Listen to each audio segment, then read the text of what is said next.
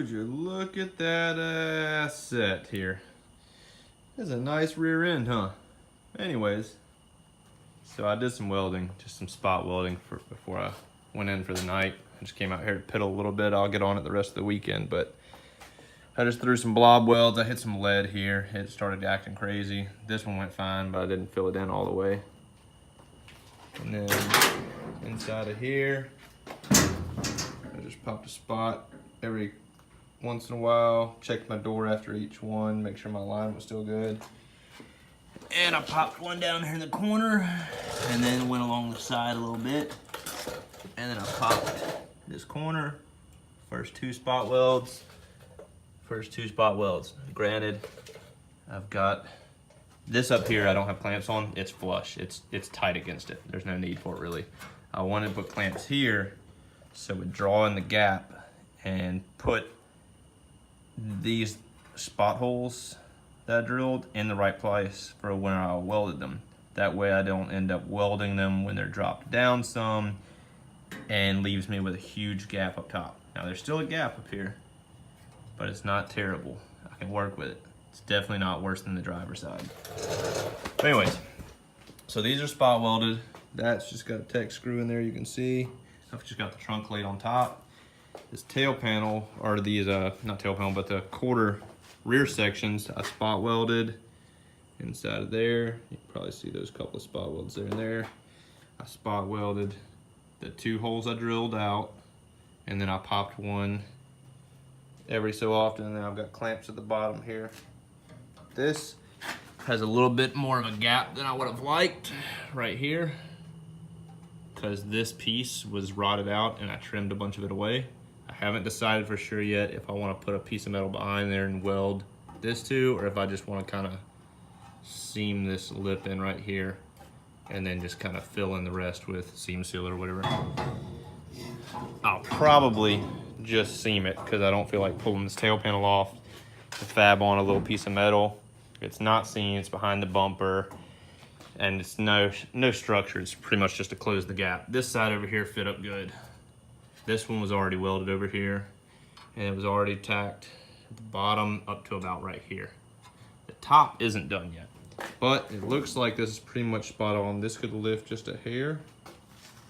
I don't know if you can see that gap, but ever so slight. Just a hair. So I might try to lift this just a hair once I weld this corner. I'll try to put a screwdriver or something to raise it just a bit. But my gaps are pretty good. Granted, the trunk's shifted a little bit from me messing around, but it follows it back fairly good. It starts to get tight right here at the end a little bit. Same thing on this side. And this side actually doesn't look that bad now because I think the trunk's not quite aligned, but this one I had to, I welded this corner here. I actually had to trim this lip that folded around right here. Like they didn't trim this or anything. So when this folded down, it made this corner just bulge out. So it made the trunk lid to this quarter gap really tight at the end.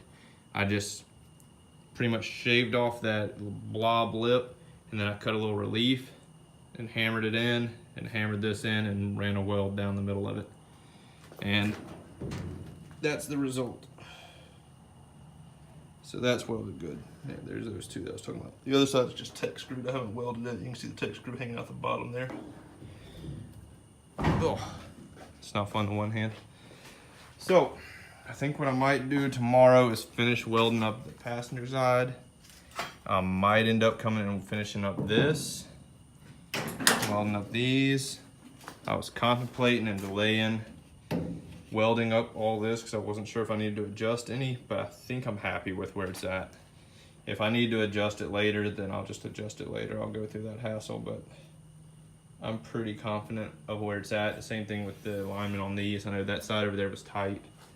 I think I'm just gonna leave it how it is and see how it goes. But my body lines are good here. So a little inset there, but it wasn't before. I want to say the door's just not quite aligned on this.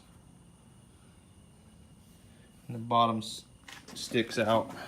I've mentioned this before. I'll have to put a 2x or something and try to flange it inward, because the rest of the body lines are pretty much on point. Yeah, you can see it's right here. It's sagged a little bit. You can see my gap is tight here at the end too.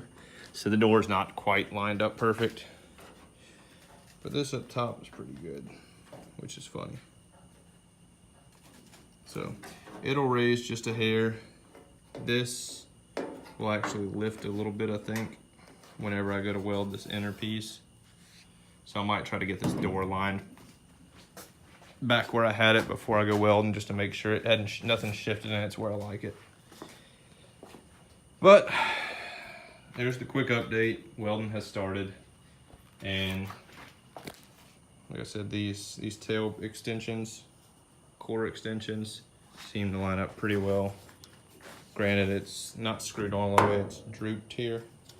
It actually lines up almost right on the money. Now, something I did notice is this. There's a big difference. My trunk gap, granted it shifted forward a little bit. That should be about it right there, I think. Maybe a little less, but it's still off some. Now, I don't know if I can go and maybe shave these down a little bit on the, like take a thin layer off of this to be able to move it, you know, shift it inward. I guess I'll figure that out come time. I'm thinking it could it'd have to go at a slant because there's nothing to shave down here, so I'm thinking it would have to kind of V this way. Obviously not that drastic, but shave off a little bit that way so this end sits inward. And that should fix this curvature here, this stick out here, and so on, excuse me. But that's all for now. And there's what I was talking about. It's actually not that bad. This is banged up from stuff hitting it. I don't know what hit it. I don't think this was me ever. Looks like someone nailed it with a hammer or something. Maybe the car was in a wreck at some point. I don't know. I don't think so though, because I haven't seen anything else that was mangled unless it was restored. But that gappage looks good. I was thinking it was tighter the other day, but maybe it was because it was sitting like this and I hadn't pulled it out. But with it pulled out where it would be with the seam or with the seal on there, it's good, and that's where it needs to be for the body lines too. Now as for my door gap, it's fairly decent. I could do some improvement on it, but it's right about where I need it. Now, one downside is my gloves have seen better days. They are destroyed. Big old hole in the thumb. So today I ordered 3 different kinds. I ordered more of these Tillman deer skins. I ordered a pair of Lincoln TIG / MIG gloves and a pair of Miller TIG MIG gloves. Hopefully the, I think it's the Millers. Hopefully those don't end up being just amazing gloves, because they were the most expensive at almost 3 times, well, double the price, not quite 3. But I'll do a little review on those once I've gotten them and used them, see which ones I like. These I use for MIG. They're too big and loose for TIG. I normally wear these just little thin leather deals for TIGging. Get more control, more feel.